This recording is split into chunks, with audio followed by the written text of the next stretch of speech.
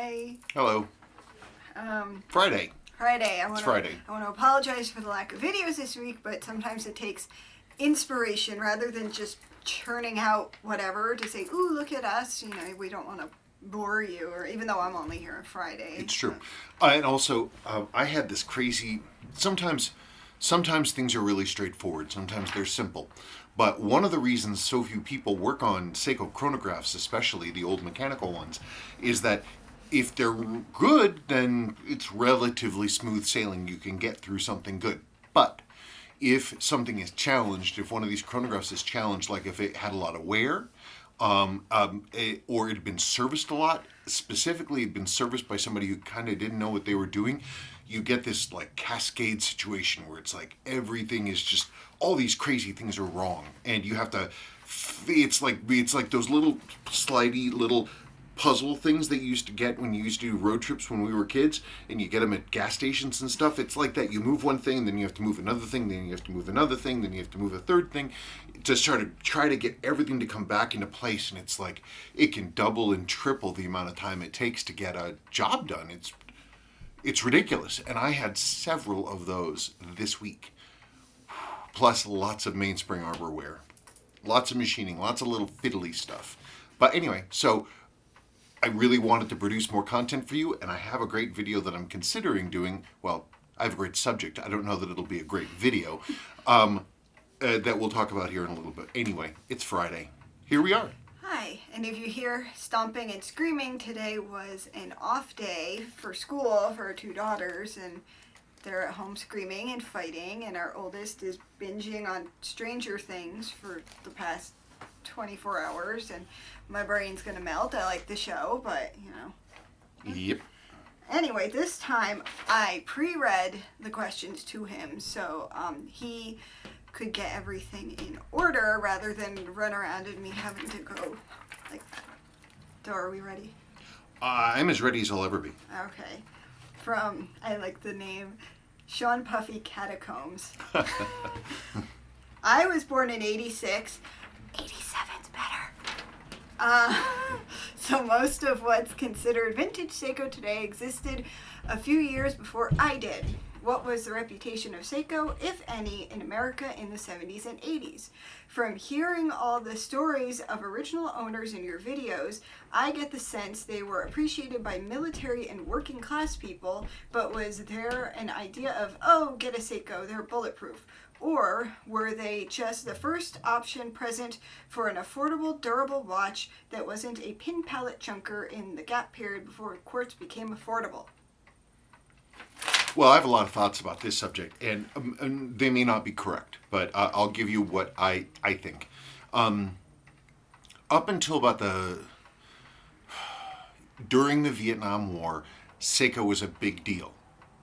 Because they were easily available, they were sold on base, and guys could pick them up, and they got a lot of good press because they were, you know, Hattori was very serious about watches being self-winding, about being waterproof, about being legible at night, and he was really into that kind of thing. And so the result was that he produced a watch that was really watch models that were dependable, and you could read them at night, and you didn't have to really worry about them. Previous to this, though, I mean, that kind of had to have a breakthrough moment because, you know, in 1968, World War II, you know, was 20-something odd years previously, and you know, that memory of that war is very strong, and people thought they had that issue. Also, there was a perception that Japanese technology was kind of crappy and that they were just copycats. Neither which was truly true. They did mimic some things of, you know, Western or European design in what they did, but they, and that's a whole nother subject for me to get into, but they weren't really known outside of Japan, really, until the Vietnam War, until American soldiers were exposed to them. The previous generation, like my grandfather, I mean, he had grown up with beautiful watches, you know, beautiful pocket watches. The guy was born in 1912. And then, you know, during and after the war, he had really nice Swiss watches and stuff. But then he went to his regular old cheapo stuff, which was Timex. And Timex was the big sort of cheapo watch after the the war. And of course, Timex got their start because they made timing mechanisms for bombs that were dropped during the World War II. And so, from my grandfather's perspective, at least Timex was an American company and he believed in it. He would never have occurred to him to buy a Seiko. I'm sure he never even heard of it. But then you have all these guys in Vietnam, all the military service guys, and Seiko is being sold at PXs everywhere around the world, across the country, and guys pick them up, and they had a wonderful reputation. In fact, I think of their golden age, the golden age of Seiko, running from basically 1964, the 1964 Olympics, which is when Seiko introduced their one-button chronograph and their world time watch. And where was the Olympics? it was in Tokyo. Oh, okay. They were the official timekeeper. Oh. It was kind of a big deal. And so, I mean, they used that to catapult into the future. But then the 70s and the 80s were really the golden age of Seiko.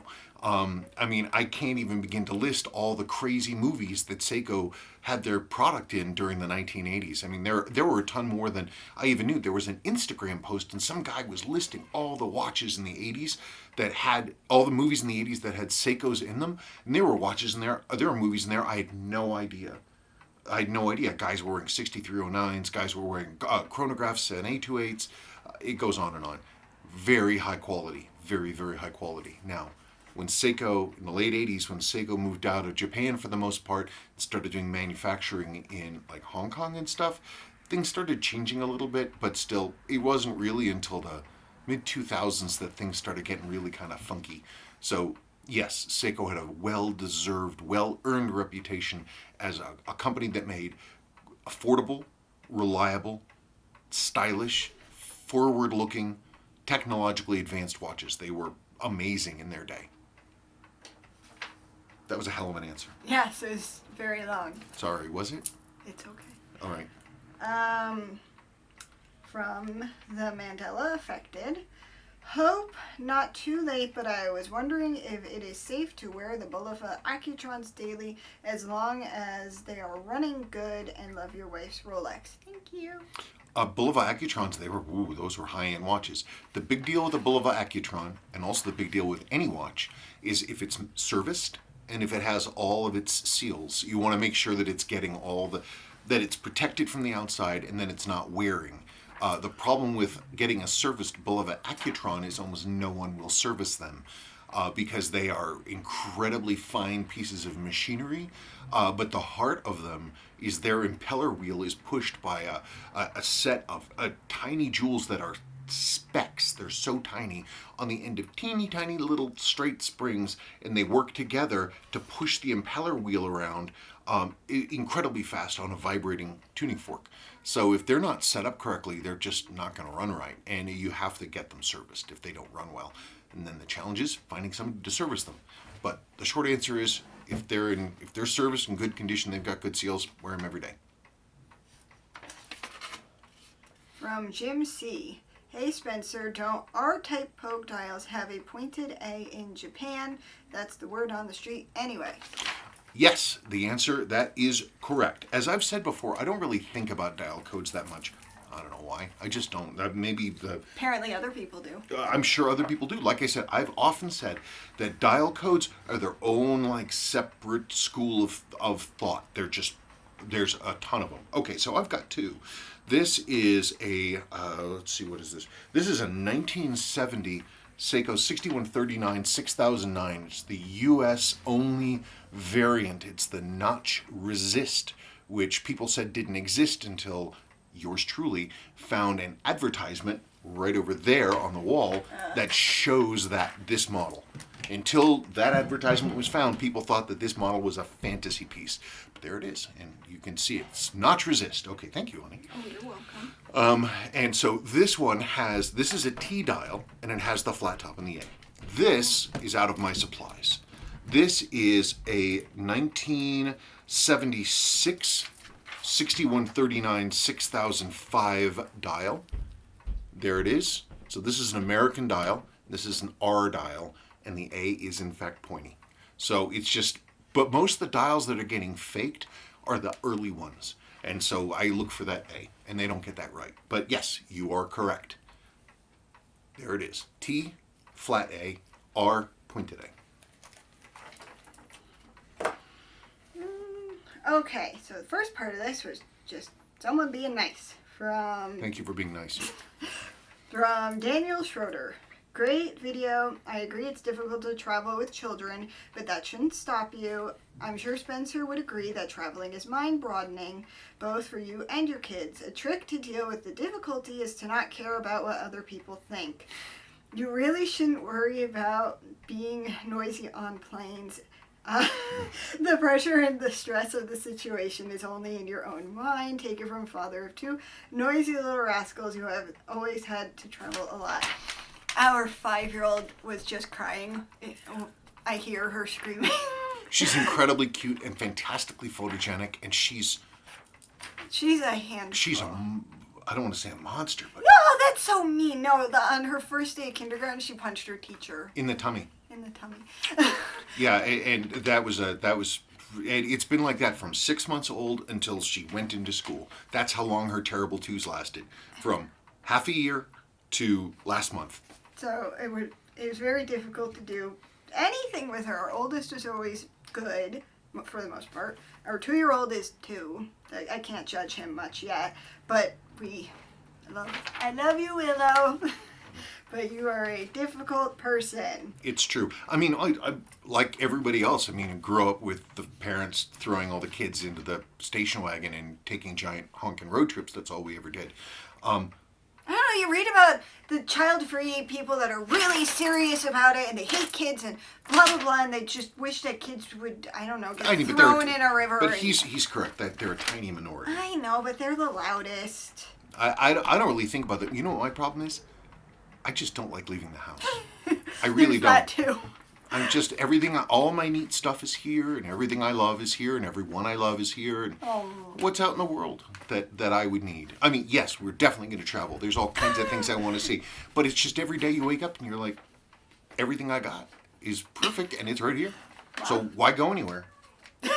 Be a hermit. And then there was a question to that. See, she's crying.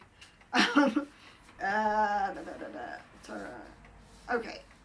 Often when you work on your watches and put them on the time grapher, you say that they are fully wound or charged. If they don't have hand winding, how do you know this? And more importantly, how do you do it? Is there a trick on a partially disassembled watch or to do it? Or do you spin the winding weight around for ages or even shake each watch for 10 minutes to make sure that it's up to full power? On the top of the mainspring barrel, sitting on top of the arbor, there's a screw that screws the ratchet wheel to the arbor.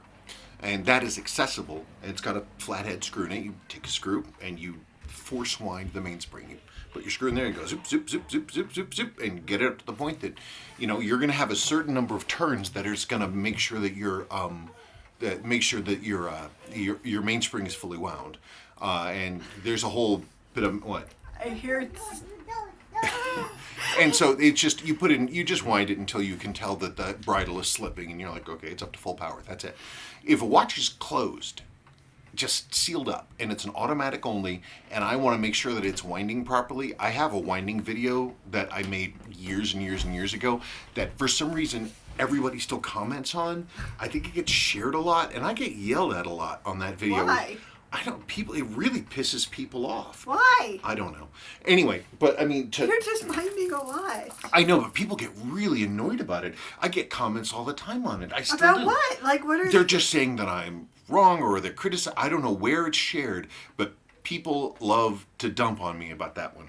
This is an automatic watch. This is a Seiko 6105, coincidentally extremely popular during Vietnam to our earlier questioners. So if you're talking about watches that are really popular with dudes during Vietnam, there's one. This model was also extremely popular, 6139, again, during Vietnam. But anyway, this is automatic only. So if I want to wind a watch, I'm going to hold it like I'm going to skip a rock. I'm holding it here. It's firm. I'm not going to flick it into her forehead or anything. But I can feel the weight going back and forth. And if I pick up a new watch in the morning and I want to wind it, and it's automatic only, I'll be checking my mail or doing something or talking to her or having the dog circle my feet, and I'm just winding, just like this. Zoop, zoop, zoop, zoop, zoop. You do that for a minute and a half, and you've given it more than enough to go for the day. You can go longer. It's not hurting the watch. I'm not even moving that quickly, but I can hear the weight going, and I know that it's getting power in. A couple minutes of that would be more than enough. Okay, that's it. Okay, so from this one, I thought you should answer because other people might wonder. From Harry Pie Empire, what's the story about the samurai swords in the background? Are they real or replicas? And the other vintage objects on your mantle, like the binoculars? Just a quick answer. Oh, sure. That's no problem. I am leaving because I've seen Quentin Tarantino movies a lot, and the swords scare me. Yep, okay. Nothing back here is a replica. All this stuff is real. Are you gonna wait? Are you? Oh, you're not. I thought you were going upstairs. Or something. No. I'm walking over here. So if you wanted to show, I don't have to. All these things are real. None of this stuff is reproductions. As I said the last time I made a video about these swords, I'm not a violent person, and I'm kind of naive. And I think the best of people. And so it never occurs to me to think of these as what they are, which is weapons. These are weapons. But I'm not a violent person, so it never occurs to me to think of them as weapons. They're just, to me, they're art objects. That's all that they are. I grew up in a family with a lot of Asian antiques. One of my ancestors went with Admiral Perry to Japan in the 1850s. And as a result, we have a lot of Japanese stuff, a lot of Japanese antiques that came back. I mean, my grandparents' house was choked with this stuff. I mean, you see this little display of stuff right here, right? My grandparents' entire house looked like this. Like every wall was covered floor to ceiling with paintings and antiques and pikes and swords and weird carved stuff and African carved things and just everywhere, all over the place. So yes, these are all real. This sword was made in the late 1500s. It's all matching. It's original. This was made right at the period when the Japan was unified under the Tokugawa clan. And it's from like 1596, and it's original, and it's a wakizashi. But it's also insanely sharp, and it makes her extremely nervous. So I don't really do much with it. There's not much to do with it other than to look at it. Yep, it's true. So that was a real battle weapon. This is a later one. This is a later wakizashi, but this is when samurais weren't battling each other. It's when samurais were administration people. And so this sword is all original. It's all matching. But the blade was actually cut down from a longer sword, and you can actually see the tempering line comes off the edge here because this was a ceremonial weapon. Nobody ever took this thing out. I mean, the outside looks beautiful. The blade doesn't have a mark on it. Nobody ever swung this thing in anger, I don't think. So that's pretty cool. This is just a standard. This is a standard World War II officer's sword. It's got a family crest on it, right there. And this one had a long war. It's got a tropical sheath on it. It's got pitting every now and then, but it's a hand-forged blade. But again, I look at this as an art object or an object of history. This thing's a weapon, and I have to remind myself of that sometimes. The rest of this stuff is like binoculars are my dad's, and he really loved optics, and so he had a ton of binoculars. And I don't have them all here, but I have a lot of them, the ones that he loved the most. They're pretty neat. This is a painting that came out of my grandparents' house. I don't know. This is a Japanese hand-carved wooden tray. Again, one of the Asian antiques that I grew up with. This, though. Yeah, I was thinking we should tell the story of that's the best thing we've got. Can they see it? No, I don't know. We'd have to go up a little bit, I think. There. There's the driftwood. The driftwood. Nobody believes the story. Nobody believes the story. They think that this is something we pulled off the wall at Applebee's. When we were dating, I lived on Cape Cod, and right next to the water. And we were there, and this in like January, there was a heinous nor'easter, like gigantic storm that came at high tide with really high winds, and it scraped the bottom of the bay by Katomet. And so we went for a walk. We wanted to get out of the house. We went for a walk. And so we walked down to the beach, a beach I've never been to before, actually. Walked a different direction I'd never been in. And we go, and there's the high tide line, and there's everything there that you can imagine. There's all this like mushroom anchors and big ass anchor chains and just scrap iron and all this stuff scraped up off the bottom. And that thing was sitting there. This is the transom of a boat that we found, and it's an old boat. The boat was probably from no later than 1920, might have even been earlier. We showed this to a pretty famous boat maker who was a friend of ours named Cary Garrity. And Cary Garrity looked at this, and he looked at the inside, and he said, "Oh, well, they've got this anti-fouling paint inside called red lead." And he said they haven't used that since before World War II. It's the driftwood, and I didn't realize that it also has a name in here. My dad read it, and he said it's from Marblehead, Massachusetts. But it's got a white oak decking with hand caulking. This was a beautiful little boat.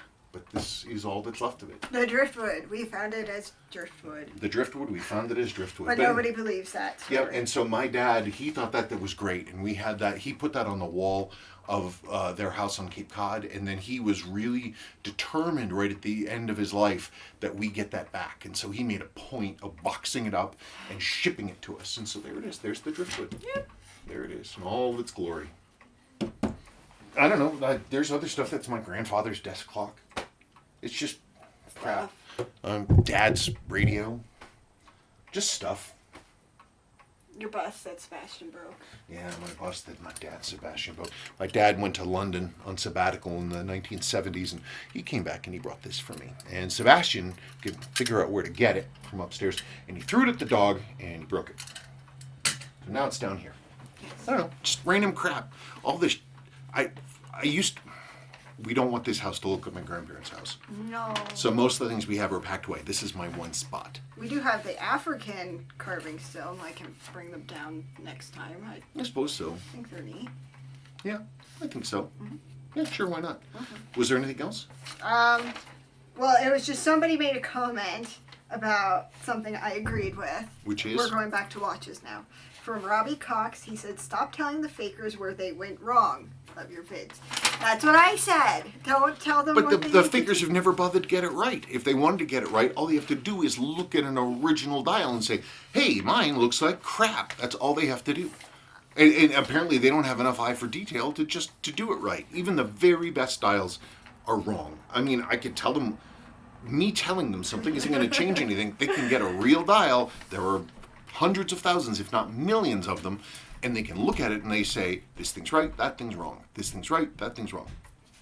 Whatever. Nobody listens to me anyway. I do. Well, that's nice. Anyway, that's really about it. I'm also going to do a second video. Somebody had a question about what was the weirdest watch in my collection, and I have a pretty strange watch. But we're not going to do this now. We're going to do that, a separate thing. Look at that, right on the dot. Look at that, 4 o'clock, straight up. Anyway, but I'll do a separate video and we'll have fun with that, okay? Okay. Did you have anything to add? No. No more paper. No more papers, no more questions. Okay, thank you so much. And, one last thing. See all those jars up there? Those are all of our different beach visits that we've ever gone to. So we have done some traveling from California and the East Coast and Florida and stuff like that. It's not like we've just been living here and never moving out of the house. Never moving because it's too bright. People think that because of South Park it's always snowy in Colorado. And it's mostly sunny and incredibly dry. Yes, and dry and hot. And the climate doesn't agree with me, but otherwise it's fine. No, it is what it is, and here we are. Thank you so much for watching another Friday, and I apologize for not having any more watch-related videos, but I'm going to crank some out this weekend. We've got some cool stuff coming. Well, I think it's cool. You might too. All right, happy weekend. Bye-bye.